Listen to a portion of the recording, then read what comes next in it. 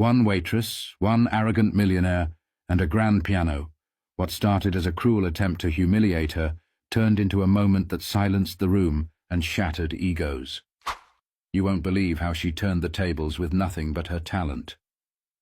It was a warm Friday evening, and the hum of conversations filled the air at La Fontaine, an upscale restaurant tucked into the heart of Raleigh, North Carolina.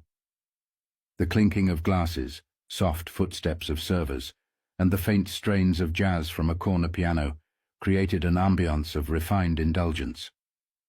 Deborah, a 25-year-old waitress with a quiet demeanor and an unmistakable spark in her eyes, moved swiftly between tables, balancing plates and smiles. To most patrons, she was just another face in uniform. But inside, she carried dreams bigger than the luxurious dining room around her. Deborah's passion wasn't serving tables, it was music. Ever since she was a child, the piano had been her refuge, a place where she could express every joy, every sorrow, and every unspoken thought. But dreams don't pay the bills. Working long shifts at La Fontaine was a necessity, a stepping stone toward the music academy she longed to attend.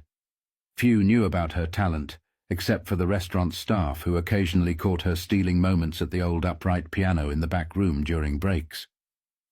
That night, as the evening rush began to settle, the door swung open, and in walked Leonard Grayson.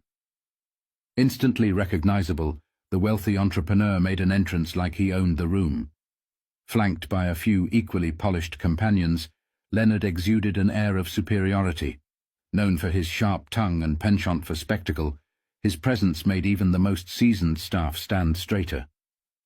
Deborah's colleagues exchanged knowing glances. Leonard was not an easy guest. He was the kind who thrived on pushing people's buttons. For Deborah, though, he was just another table to manage in a long night's work. But this wasn't going to be a normal evening. As Leonard scanned the room, his gaze landed on Deborah. Something about her seemed to catch his attention, a momentary pause, then a smirk. Deborah felt the weight of his stare but brushed it off, focusing instead on refilling water glasses and clearing plates. But Leonard wasn't done with her. He'd already decided she was going to be his entertainment for the night.